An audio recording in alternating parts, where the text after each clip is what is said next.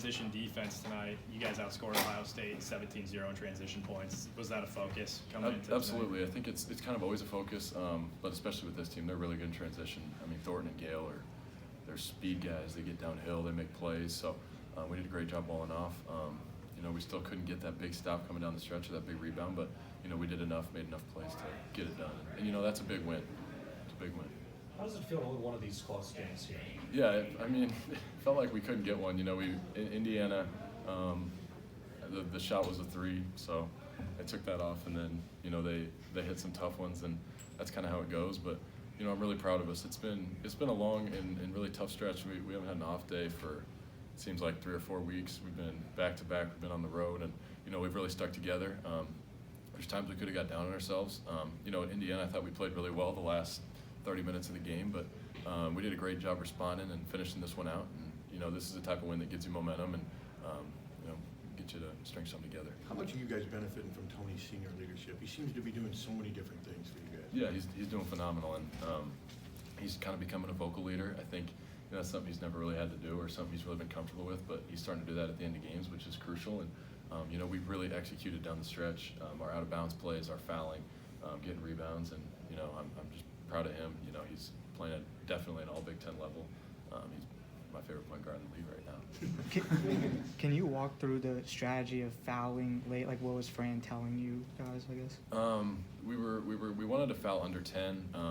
We fouled a little early on the first one, but that one wasn't really intentional on Logi. It was kind of just a hedge, but we did a good job getting it in quick. And shout out Patrick. He's been through a tough stretch, but he really stepped up and knocked him down. And then they came back down a couple times, and we're just trying to foul, put them on the line, and obviously they made the first 2, and then you have to rebound, and it was a perfect miss, but Logi did a great job getting his hands on it, and then we just kind of just went after the ball and time ran out. Logi really kind of went through a rough stretch when Big Ten play started, but it just seemed like tonight when he came in defensively, rebounding-wise, it just seemed like he added a ton of value, even though it won't show up on stat sheet. I guess what can you kind of describe about his defensive effort tonight? Yeah, he was awesome, and even when he was going through that tough stretch, I thought he was really good defensively. He was battling.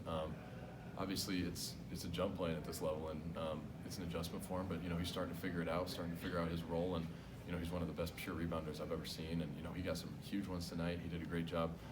He got his hand on it. From my point, it looked like Akpara got that rebound with 4 seconds left, but he got his hand on it, pulled it out of there, and that was the play of the game.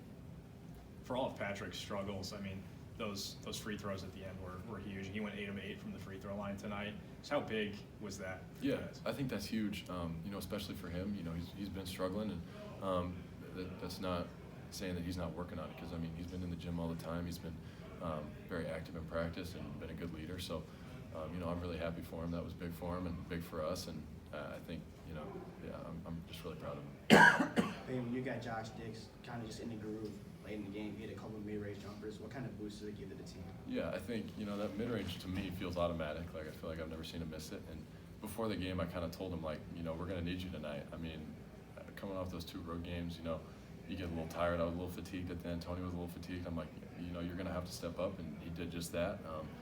He could be like that all the time if he ever, figured out his aggressive mindset. And I get it, it's hard coming in, but he's a very special player. I think he's going to do a lot of special things in his basketball career.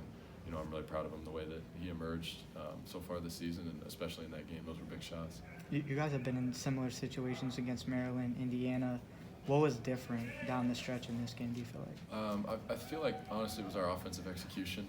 We still need to get that big stop, big rebound, which it felt like we never did. But in those Maryland games and Indiana, we kind of just lost focus on the offensive end and couldn't replicate what they did to us. So, Indiana, they hit that 3, but we come down and turn it over, and it was like our 3rd turnover of the game. So if we execute on that end, we still need to get that stop, and that's something that we have to have a lot more pride in. But that was a big time performance on the offensive end down the stretch. All right, thanks, Payton.